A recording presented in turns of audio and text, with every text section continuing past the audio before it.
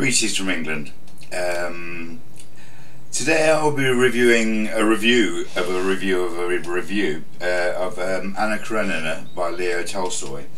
This book, and I will have to refer to notes on this, it was a novel by the Russian author Leo Tolstoy, published in serial instalments from 1873 to 1877 in the periodical The Russian Messenger.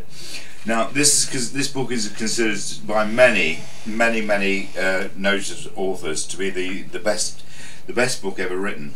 Now, I do hope to actually read it one day, although I haven't so far, of course.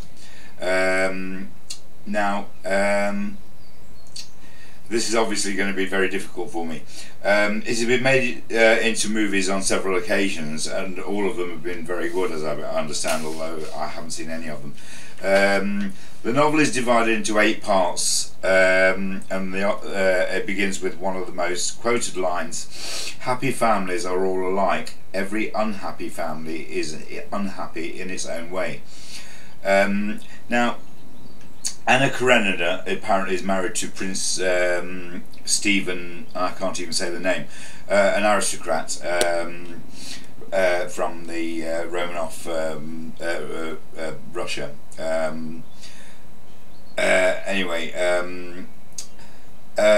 It's quite a long book and will make an admirable doorstop if you don't find it of any interest, but I think you will, as I hope that I will when I eventually read it.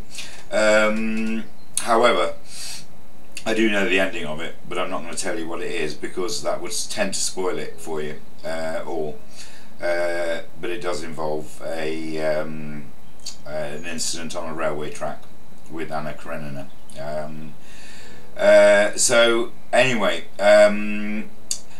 I will be reading this book, I hope, and I hope that you will read it, because it is considered to be an excellent book. As I said, possibly the best book ever written, possibly even outstripping some of the finer English authors, including Charles Dickens and in fact the famous Pride and Prejudice by Jane Austen, to which I referred earlier.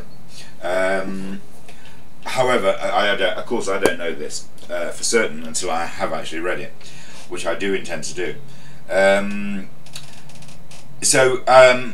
I hope we can all read it together. Well, not actually together in the same room, obviously. I hope that you can read it and get hold of it. These books are not expensive. They are usually remaindered, and you can get them from either $1 or in England £1. So they're not expensive. And if you don't like it, there's no great loss, is there? So rush down to the bookstore, buy it, get your dollar out. They'll give you a copy of Anna Karenina. You'll be happy with it. And if you don't read it, well, you can say that you have read it, just like I'm not saying I have read it, but maybe you wouldn't like to say that you've read it. And having it in your bookcase will make people think that you have read it anyway, which is my usual trick. Anyway, that's all for now. I would urge you to read it, because if so many people say it's the best book in the world, then it can't be half bad, can it?